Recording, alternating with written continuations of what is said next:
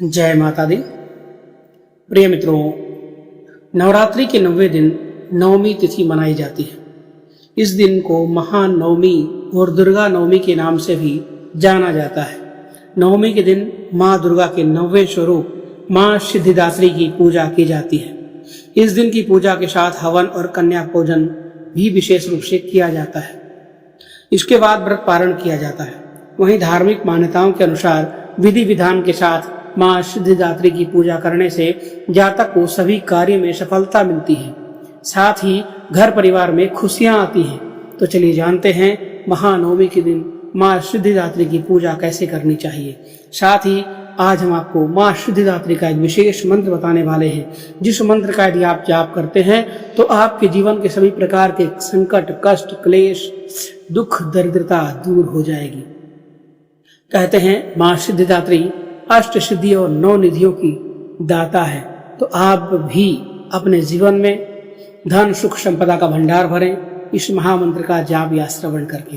तो आइए जानते हैं माँ सिद्धिदात्री का विशेष स्वरूप। माँ सिद्धिदात्री का रूप अत्यंत ही परम दिव्य है। माँ का वाहन सिंह है और देवी कमल पर भी आसीन होती है। इनकी 4 भुजाएं हैं। दाहिने ओर की नीचे वाले हाथ में चक्र, ऊपर वाले हाथ में गदा और बाईं ओर के नीचे वाले हाथ में शंख और ऊपर वाले हाथ में कमल का फूल है। माँ सिद्धिदात्री को देवी सरस्वती का भी स्वरूप माना गया है। माँ को बैंगनी और लाल रंग अति प्रिय होता है। माँ सिद्धिदात्री की अनुकंपा से ही शिव जी का आधा शरीर देवी का हुआ था और इन्हें अर्धनारीश्वर कहा गया। माँ सिद्धिदात्री की पूजा का विशेष महत्व। चैत्री नवरात्रि में विधि विधान और पूर्ण निष्ठा के साथ साधन करने वाले साधक को सभी सिद्धियों की प्राप्ति हो जाती है। इनकी उपासना से भक्तों की सभी मनोकामनाएं पूर्ण हो जाती हैं। भक्त इनकी पूजा से यश, बल, कीर्ति और धन की प्राप्ति करते हैं। माँ भगवती का स्मरण, ध्यान, पूजन हमें संसार की असारता का बोध कराते हुए वास्तविक परम शांतिदायक अमृत पद की ओर ले जाता है। नवरात्रि की 9वीं तिथि की पूजा अर्चना विशेष रूप से सभी को करनी चाहिए। पूजा में 16 प्रकार की पूजा अर्चना अवश्य करनी चाहिए। माता रानी को नारियल अवश्य चढ़ाएं इस दिन। और उसके पश्चात आप नवरात्रि के दिन 9 कन्याओं को, जो कन्याएं 9 वर्ष से कम की होनी चाहिए, 9 कन्याओं का भोजन अवश्य कराएं। साथ में एक बालक को भी भोजन अवश्य कराएं। माँ सिद्धिदात्री का सिद्ध मंदिर नंदा पर्वत पर स्थित है। माँ सिद्धिदात्री का विशेष मंदिर। हिमाचल का नंदा पर्वत माता सिद्धिदात्री का प्रसिद्ध तीर्थ स्थल है। मान्यता है कि जिस प्रकार इस देवी की कृपा से भगवान शिव को 8 सिद्धियों की प्राप्ति हुई, ठीक उसी तरह इनकी उपासना करने से अष्ट सिद्धि और 9 निधि, बुद्धि और विवेक की प्राप्ति होती है। ऐसे प्रकट हुई थी माँ सिद्धिदात्री। एक कथा में वर्णन आता है कि जब दैत्य महिषासुर के अत्याचारों से परेशान होकर सभी देवतागण भगवान शिव और भगवान विष्णु के पास पहुंचे, तब वहां मौजूद सभी देवतागण से एक तेज उत्पन्न हुआ और उसी तेज से एक दिव्य शक्ति का निर्माण हुआ, जिसे माँ सिद्धिदात्री कहा जाता है। महानवमी के दिन माँ सिद्धिदात्री को नारियल, पंचामृत और पुआ का भोग जरूर लगाना चाहिए। मीठे पुआ का भोग अवश्य लगाएं। धार्मिक मान्यताओं के अनुसार इन चीजों का भोग लगाने से माता बेहद ही प्रसन्न होती हैं और अपनी कृपा आपके ऊपर बरसाती हैं। तो आइए जानते हैं माँ सिद्धिदात्री का विशेष मंत्र, जिस मंत्र के जाप के प्रभाव से आपके जीवन के सभी प्रकार के संकट, कष्ट, परेशानियां दूर हो जाएंगी। आपकी गरीबी जड़ से समाप्त हो जाएगी। जीवन भर आपके पास धन की कमी नहीं रहेगी। तो आइए इस महामंत्र का आप श्रवण करें। मंत्र बहुत ही सिद्ध मंत्र है ओम ऐं ह्रीं क्लीं चामुंडायै विच्चे। ओम ग्लौं हुं क्लीं जूं सः ज्वालय ज्वालय ज्वल ज्वल प्रज्वल प्रज्वल। ऐं ह्रीं क्लीं चामुंडायै विच्चे। ज्वल हम सम लं छम फट स्वाहा। वंदे वांछित मनोरथार्थ चन्द्रार्घकृतशेखरां कमलस्थितां चतुर्भुजां सिद्धिदात्रीं यशस्विनीं या देवी सर्वभूतेषु मां सिद्धिदात्री रूपेण संस्थिता नमस्तस्यै नमस्तस्यै नमस्तस्यै नमो नमः। ॐ ऐं ह्रीं क्लीं चामुण्डायै विच्चे ॐ ग्लौं हुं क्लीं जूं सः ज्वालय ज्वालय ज्वल ज्वल प्रज्वल प्रज्वल ऐं ह्रीं क्लीं चामुण्डायै विच्चे ज्वल हं सं लं छं फट् स्वाहा। वन्दे वाञ्छितमनोरथार्थ चन्द्रार्घकृतशेखरां कमलस्थितां चतुर्भुजां सिद्धिदात्रीं यशस्विनीं या देवी सर्वभूतेषु मां सिद्धिदात्री रूपेण संस्थिता नमस्तस्यै नमस्तस्यै नमस्तस्यै नमो नमः।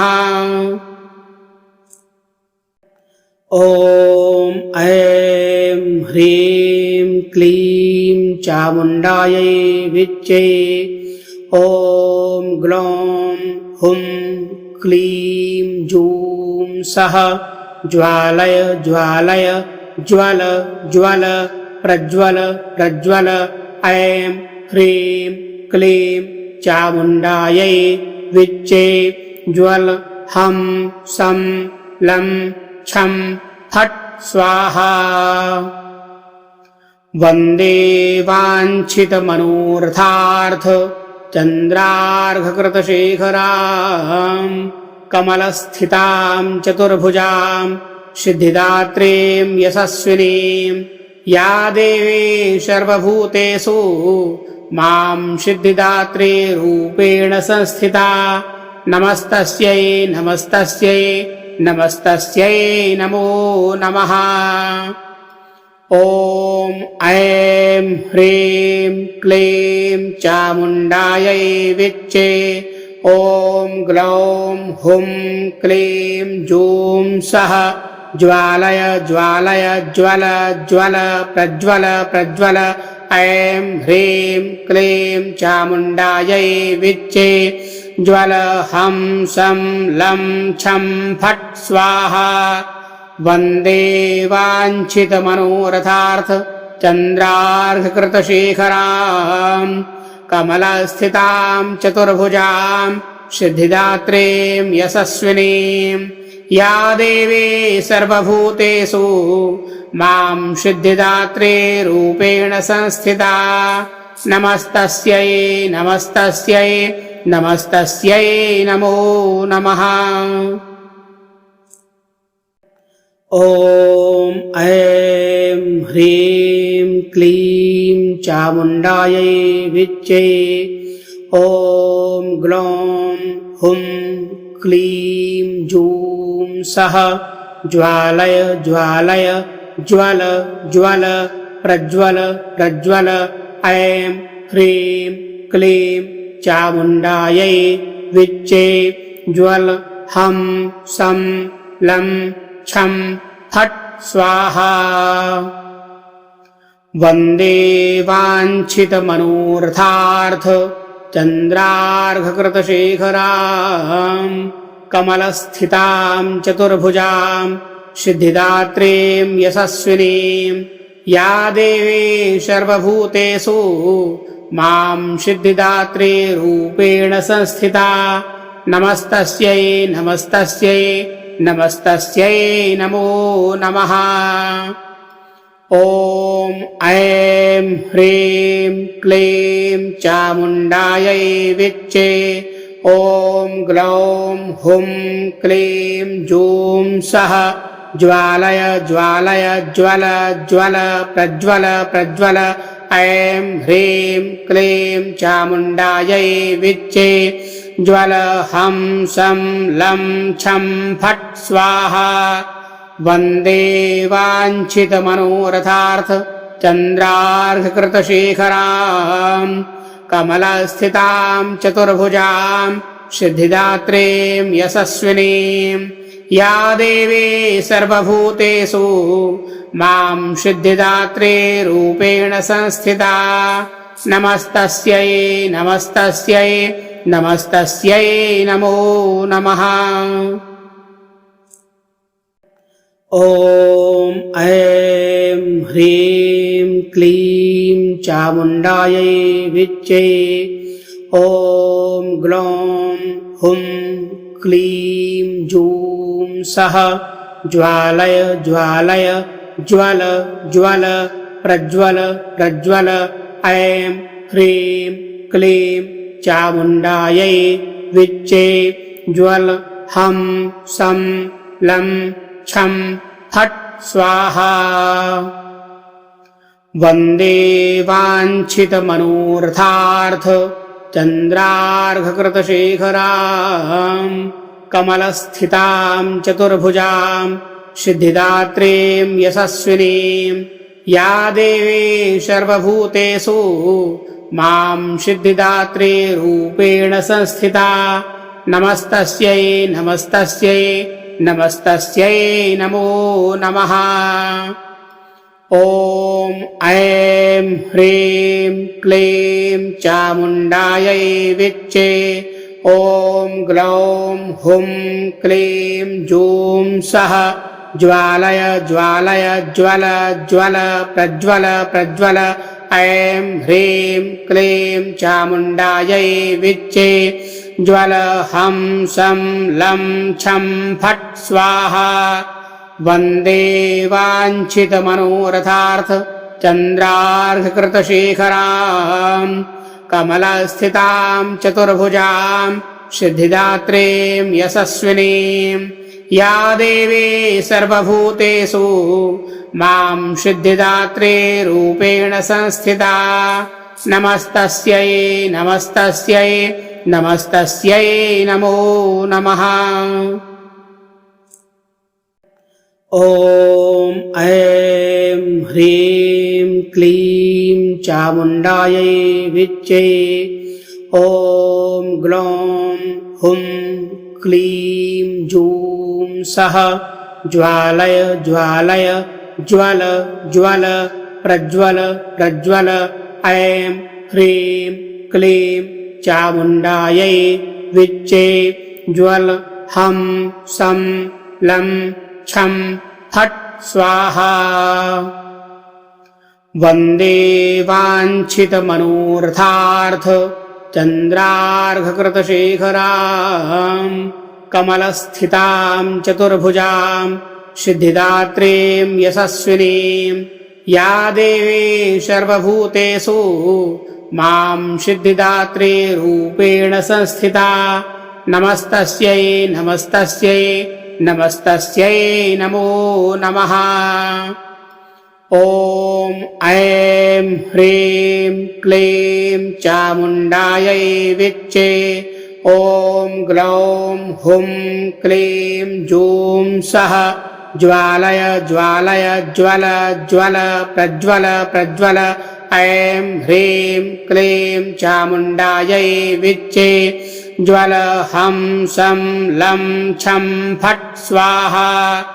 वन्दे वाञ्छितमनोरथार्थ चन्द्रार्घकृतशेखरां कमलस्थितां चतुर्भुजां सिद्धिदात्रीं यशस्विनीं या देवी सर्वभूतेषु मां सिद्धिदात्री रूपेण संस्थिता नमस्तस्यै नमस्तस्यै नमस्तस्यै नमो नमः। ॐ ऐं ह्रीं क्लीं चामुण्डायै विच्चे ॐ ग्लौं हुं क्लीं जूं सः ज्वालय ज्वालय ज्वल ज्वल प्रज्वल प्रज्वल ऐं ह्रीं क्लीं चामुण्डायै विच्चे ज्वल हं सं लं छं फट् स्वाहा। वन्दे वाञ्छितमनोरथार्थ चन्द्रार्घकृतशेखरां कमलस्थितां चतुर्भुजां सिद्धिदात्रीं यशस्विनीं या देवी सर्वभूतेषु मां सिद्धिदात्री रूपेण संस्थिता नमस्तस्यै नमस्तस्यै नमस्तस्यै नमो नमः।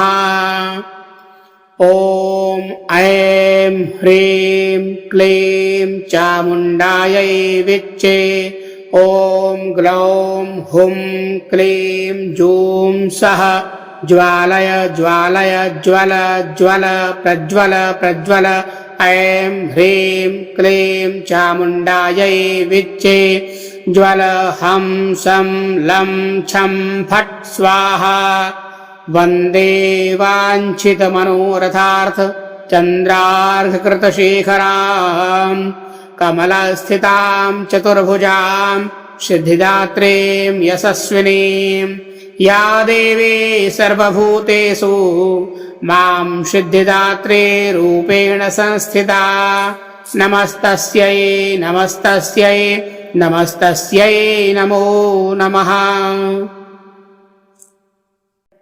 ॐ ऐं ह्रीं क्लीं चामुण्डायै विच्चे ॐ ग्लौं हुं क्लीं जूं सः ज्वालय ज्वालय ज्वल ज्वल प्रज्वल प्रज्वल ऐं ह्रीं क्लीं चामुण्डायै विच्चे ज्वल हं सं लं छं फट् स्वाहा। वन्दे वाञ्छितमनोरथार्थ चन्द्रार्घकृतशेखरां कमलस्थितां चतुर्भुजां सिद्धिदात्रीं यशस्विनीं या देवी सर्वभूतेषु मां सिद्धिदात्री रूपेण संस्थिता नमस्तस्यै नमस्तस्यै नमस्तस्यै नमो नमः। ॐ ऐं ह्रीं क्लीं चामुण्डायै विच्चे ॐ ग्लौं हुं क्लीं जूं सः ज्वालय ज्वालय ज्वल ज्वल प्रज्वल प्रज्वल ऐं ह्रीं क्लीं चामुण्डायै विच्चे ज्वल हं सं लं छं फट् स्वाहा। वन्दे वाञ्छितमनोरथार्थ चन्द्रार्घकृतशेखरां कमलस्थितां चतुर्भुजां सिद्धिदात्रीं यशस्विनीं या देवी सर्वभूतेषु मां सिद्धिदात्री रूपेण संस्थिता नमस्तस्यै नमस्तस्यै नमस्तस्यै नमो नमः। ॐ ऐं ह्रीं क्लीं चामुण्डायै विच्चे ॐ ग्लौं हुं क्लीं जूं सः ज्वालय ज्वालय ज्वल ज्वल प्रज्वल प्रज्वल ऐं ह्रीं क्लीं चामुण्डायै विच्चे ज्वल हं सं लं छं फट् स्वाहा। वन्दे वाञ्छितमनोरथार्थ चन्द्रार्घकृतशेखरां कमलस्थितां चतुर्भुजां सिद्धिदात्रीं यशस्विनीं या देवी सर्वभूतेषु मां सिद्धिदात्री रूपेण संस्थिता नमस्तस्यै नमस्तस्यै नमस्तस्यै नमो नमः।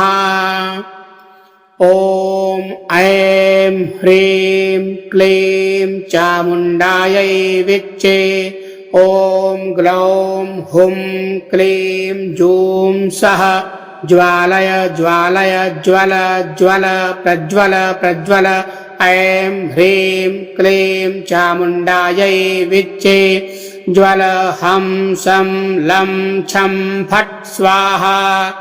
वन्दे वाञ्छितमनोरथार्थ चन्द्रार्घकृतशेखरां कमलस्थितां चतुर्भुजां सिद्धिदात्रीं यशस्विनीं या देवी सर्वभूतेषु मां सिद्धिदात्री रूपेण संस्थिता नमस्तस्यै नमस्तस्यै नमस्तस्यै नमो नमः। ॐ ऐं ह्रीं क्लीं चामुण्डायै विच्चे ॐ ग्लौं हुं क्लीं जूं सः ज्वालय ज्वालय ज्वल ज्वल प्रज्वल प्रज्वल ऐं ह्रीं क्लीं चामुण्डायै विच्चे ज्वल हं सं लं छं फट् स्वाहा। वन्दे वाञ्छितमनोरथार्थ चन्द्रार्घकृतशेखरां कमलस्थितां चतुर्भुजां सिद्धिदात्रीं यशस्विनीं या देवी सर्वभूतेषु मां सिद्धिदात्री रूपेण संस्थिता नमस्तस्यै नमस्तस्यै नमस्तस्यै नमो नमः। ॐ ऐं ह्रीं क्लीं चामुण्डायै विच्चे ॐ ग्लौं हुं क्लीं जूं सः ज्वालय ज्वालय ज्वल ज्वल प्रज्वल प्रज्वल ऐं ह्रीं क्लीं चामुण्डायै विच्चे ज्वल हं सं लं छं फट् स्वाहा। वन्दे वाञ्छितमनोरथार्थ चन्द्रार्घकृतशेखरां कमलस्थितां चतुर्भुजां सिद्धिदात्रीं यशस्विनीं या देवी सर्वभूतेषु मां सिद्धिदात्री रूपेण संस्थिता नमस्तस्यै नमस्तस्यै नमस्तस्यै नमो नमः। ॐ ऐं ह्रीं क्लीं चामुण्डायै विच्चे ॐ ग्लौं हुं क्लीं जूं सः ज्वालय ज्वालय ज्वल ज्वल प्रज्वल प्रज्वल ऐं ह्रीं क्लीं चामुण्डायै विच्चे ज्वल हं सं लं छं फट् स्वाहा। वन्दे वाञ्छितमनोरथार्थ चन्द्रार्घकृतशेखरां कमलस्थितां चतुर्भुजां सिद्धिदात्रीं यशस्विनीं या देवी सर्वभूतेषु मां सिद्धिदात्री रूपेण संस्थिता नमस्तस्यै नमस्तस्यै नमस्तस्यै नमो नमः। ॐ ऐं ह्रीं क्लीं चामुण्डायै विच्चे ॐ ग्लौं हुं क्लीं जूं सः ज्वालय ज्वालय ज्वल ज्वल प्रज्वल प्रज्वल ऐं ह्रीं क्लीं चामुण्डायै विच्चे ज्वल हं सं लं छं फट् स्वाहा। वन्दे वाञ्छितमनोरथार्थ चन्द्रार्घकृतशेखरां कमलस्थितां चतुर्भुजां सिद्धिदात्रीं यशस्विनीं या देवी सर्वभूतेषु मां सिद्धिदात्री रूपेण संस्थिता नमस्तस्यै नमस्तस्यै नमस्तस्यै नमो नमः। ॐ ऐं ह्रीं क्लीं चामुण्डायै विच्चे ॐ ग्लौं हुं क्लीं जूं सः ज्वालय ज्वालय ज्वल ज्वल प्रज्वल प्रज्वल ऐं ह्रीं क्लीं चामुण्डायै विच्चे ज्वल हं सं लं छं फट् स्वाहा। वन्दे वाञ्छितमनोरथार्थ चन्द्रार्घकृतशेखराम् कमलस्थितां चतुर्भुजां सिद्धिदात्रीं यशस्विनीं या देवी सर्वभूतेषु मां सिद्धिदात्री रूपेण संस्थिता नमस्तस्यै नमस्तस्यै नमस्तस्यै नमो नमः। ॐ ऐं ह्रीं क्लीं चामुण्डायै विच्चे ॐ ग्लौं हुं क्लीं जूं सः ज्वालय ज्वालय ज्वल ज्वल प्रज्वल प्रज्वल ऐं ह्रीं क्लीं चामुण्डायै विच्चे ज्वल हं सं लं छं फट् स्वाहा। वन्दे वाञ्छितमनोरथार्थ चन्द्रार्घकृतशेखरां कमलस्थितां चतुर्भुजां सिद्धिदात्रीं यशस्विनीं या देवी सर्वभूतेषु मां सिद्धिदात्री रूपेण संस्थिता नमस्तस्यै नमस्तस्यै नमस्तस्यै नमो नमः।